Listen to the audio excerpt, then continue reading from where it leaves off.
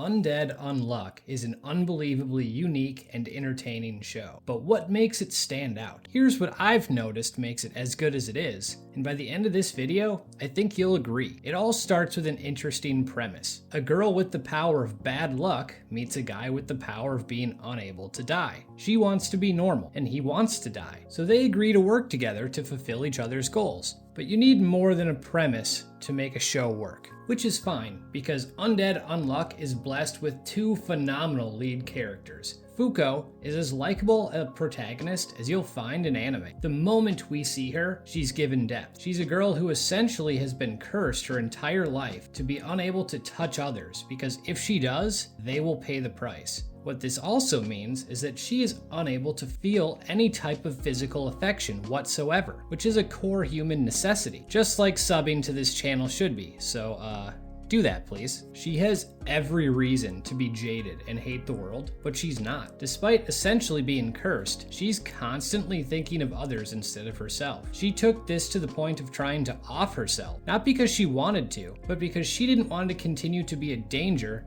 to others with her unluck. Her kindness, loyalty, and selflessness are all such clear strengths, and a few of the many reasons she is one of my favorite females in anime today. Her unmet need for affection has been met by Andy, which is certainly why she's grown attached to him so quickly, and partially why she gets so flustered so often, as she's not used to any of that. He can be everything she's wanted her entire life, and she can be the means to achieve his goals as well. It's an unconventionally perfect pairing. Andy, on the other hand, kind of comes off as your OP meathead early on, but really that's not at all the case. Yes, he's eccentric, he's reckless, expressive, and very powerful, but he's also extremely protective of Fuuko and surprisingly intelligent. The intelligence thing is cool because the way he's set up makes you think he's going to be the really strong but really dumb type. Yet he's legitimately brilliant. Andy, Fuuko, and others with their abilities are referred to as negators, and they have a wide array of abilities. Andy is constantly analyzing how his opponent's abilities work, using deduction far quicker than the audience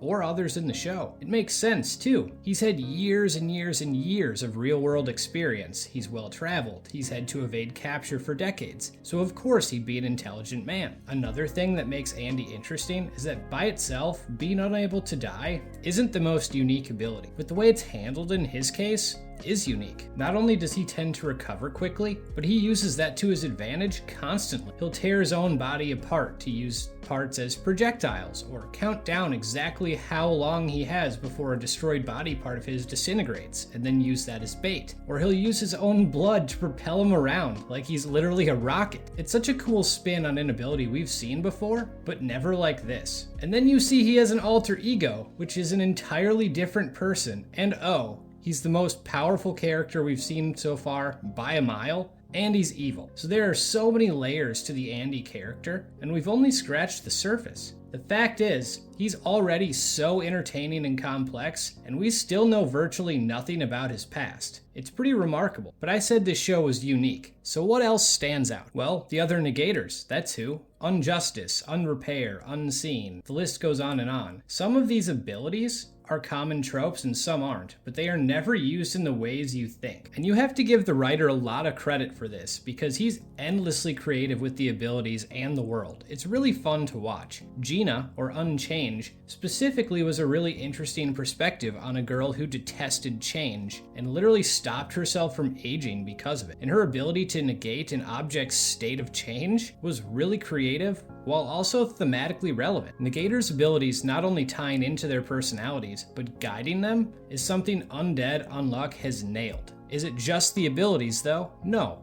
It goes much deeper. The world, which starts off relatively normal, grows out of control quickly. You originally think we're going to see Andy and Fuuko go on a quest together to help each other out and get hunted by others who want to use their abilities for different means. Instead, they end up joining a group that has to protect the world from Ragnarok by killing God. It's a hell of a jump in the span of a few episodes, but somehow it's handled smoothly. And by joining that group union, they have to complete quests. If they succeed, they get a reward, and if they fail, they get punished. Sounds simple, right? Well, it's not. The whole reward punishment system in Undead Unluck is fascinating because, as I understand it, these quests are coming from a harbinger of God. Rewards might be something like more members can join the union, or you may get locations of other negators or artifacts. But the penalties? My God. At one point, they passed 5 out of 6 quests.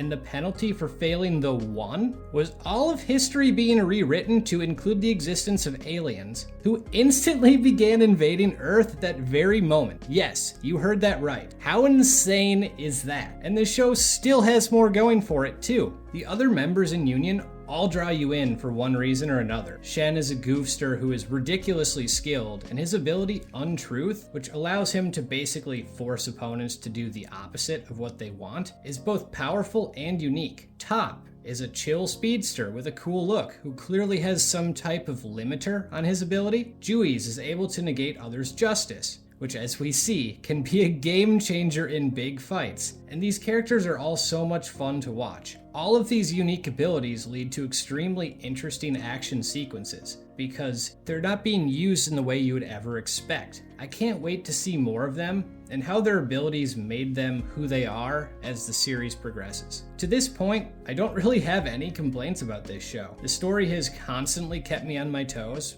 I'm always genuinely entertained by what I'm watching, and when things are maybe overplayed a bit, like fan service, we actually have a relatively logical reason for why. I'd love to see a main antagonist pop up, but we're still really early, and that will probably just end up being God. Between 2 all-star leads, some fun side characters, ridiculous creativity, strong writing, and unique action, you'd think this would be getting more talk than it is right now. Unfortunately, that doesn't seem to be the case. If you haven't given Undead Unluck a shot, I highly recommend you do. We'll see you next time.